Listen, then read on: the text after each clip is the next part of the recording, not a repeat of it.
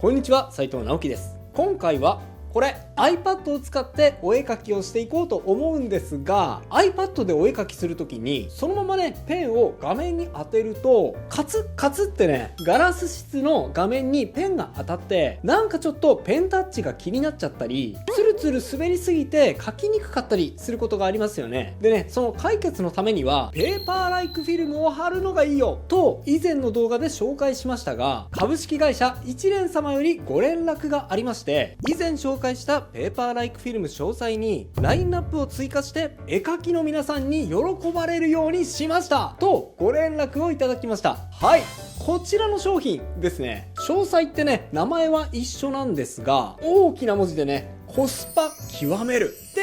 書いてあります。一体どこが変わったんでしょうか。楽しみですね。早速使っていきましょう。でね、今回はなんとペーパーライクフィルムの他に Apple Pencil の交換用ペン先も送っていただきました。なのでこれも合わせて使ってみつつ、使い心地を皆さんにお伝えしたいと思います。それでは早速いってみましょう。ペーパーライクフィルムを貼る。はい。では早速、ペーパーライクフィルムを貼っていきますが、以前いただいたね、フィルムが貼ってありますので、まずは剥がしていきます。これもね、めちゃめちゃ気に入っていたやつなので、剥がすのもったいないですが、意を決して剥がしちゃいますね。はい。剥がしちゃった。はい。この状態だと、ペンを当てると、カッカッカッカッってね、ほら、ガラス質な音がするんですよね。 iPad は便利だけど、このカツカツ感だけどうしても苦手なんだよなっていう人結構いるんじゃないでしょうか。僕もね、これがちょっと苦手なんですよね。なのでペーパーライクフィルム、これをね貼っていきます。でね、もうお気づきの人もいるかもしれませんが、今回の詳細、何が新しくなったかっていうと、じゃじゃーん、ほらほら、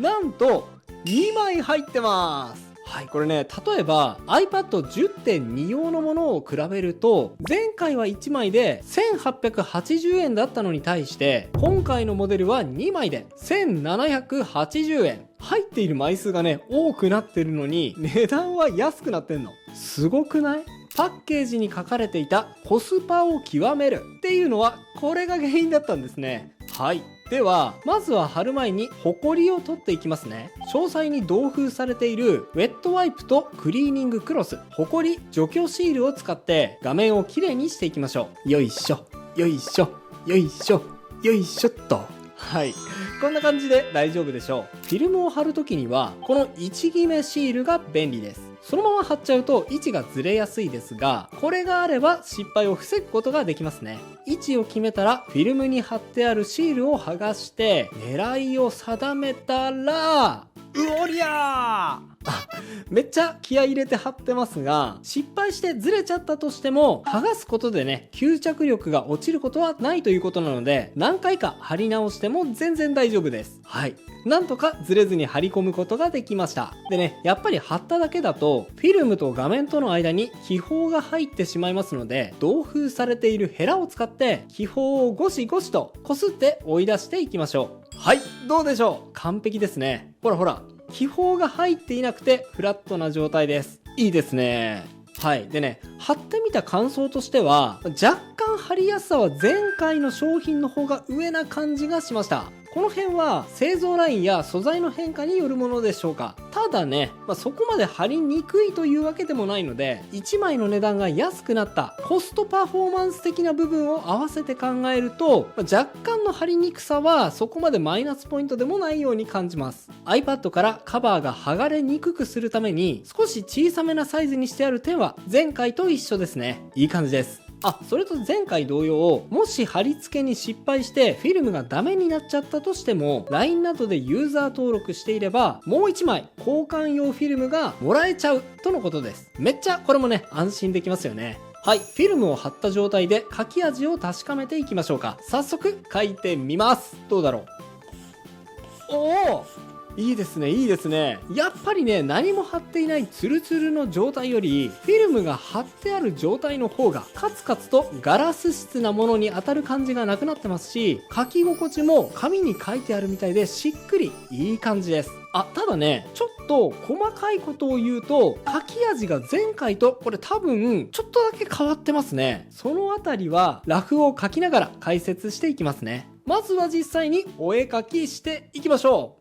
う。ラフを描く。はい。それでは、まずはラフを描いていきます。前回は、ケイちゃんのイラストを描いたので、今回は、田中ちゃんのイラストを描いていこうと思います。描き出した感じは、かなりスムーズに、滑らかに線が描けている感覚があります。書き味がね、非常に滑らかな感じがしますね。というのも、さっき言った前回の詳細との違いにあります。どんな違いがあるのかっていうと、例えるなら、前回のバージョンが上質紙だとすると、今回のバージョンはケント紙っぽい書き味のような感じがします。今回のはね、確かにガラス感が抑えられていて、紙に書いているような感覚はありますが、前回のような強いザラザラ感ではなく、もうちょっとね、サラサラっとしていて、ペン先の摩擦感が弱まっているような感じの書き味なんですね。その分、ペン運びが良くなっている感じがするので、滑らかな線を書きやすくなっている感じがするってわけです。いやー、これね、かなり微妙な違いなんですが、実際絵を描いてみて初めて感じられる違いなのではないかと思います。これはこれでいい感じがしますね。多分、前回のようにザラザラ感があって、強い引っかかりが欲しいっていう人も多いと思いますが、正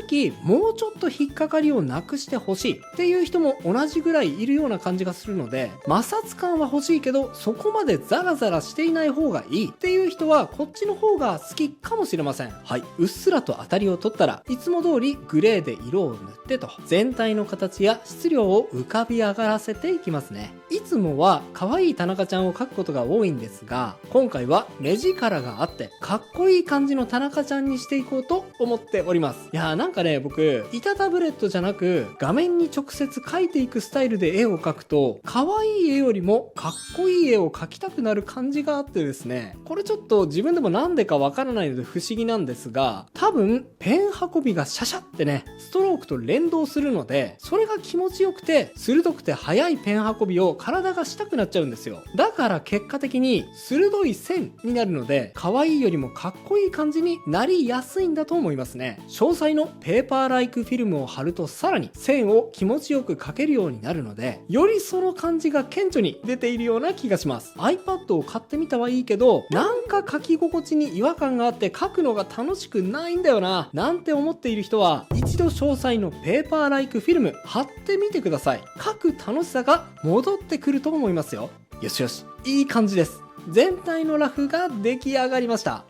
ペン先を変えてみる。はい、ちょっとここでですね、最初に紹介したペン先の交換も試してみたいと思います。送っていただいたのは、このプラスチックタイプ6個入りと金属タイプ2個入りです。それぞれこんな感じでケースに入っていますからね。これならペン先をなくしちゃう心配もないと思います。はい、じゃあですね、実際に iPad ペンシルの先っぽを付け替えて書いてみましょうか。ペンの先っぽはこのようにくるくる回せば取れるようになっています。ここに、じゃあまずはプラスチックタイプをはめてみますね。はい、これで線を描いてみます。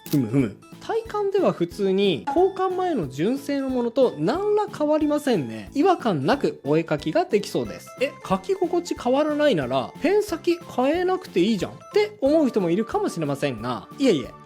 それがね、実はあるんです。というのも、ペーパーライクフィルムって貼ることでね、摩擦が強くなるので、確かに書きやすくなるんですが、その分ね、筆圧によってはペン先が早くすり減ってしまうっていうこともあったりします。そうなったらペン先を交換する必要が出てくるんですが、プラスチックタイプを交換する際に Apple 製は4個で2500円前後してしまうんですが、詳細のペン先は6個で980円なので、ペン先の取り替えが経済的なんですよね。ちなみにね、耐久性は純正品の 70% から 80% ということなので、少しね、耐久性は純正よりも劣るということなんですが、値段に対して入っている個数を考えると、気軽にペン先を変更できるのがメリットですね。はい、そして次は金属タイプに付け替えてみましょう。同じくペン先をくるくるっと回して付け替えていきます。はい、付け替えは簡単です。パッと見ね、違いがないように見えますが、はい、見てみて。ペン先に金属のポッチがついています。これで画面に書いてみると、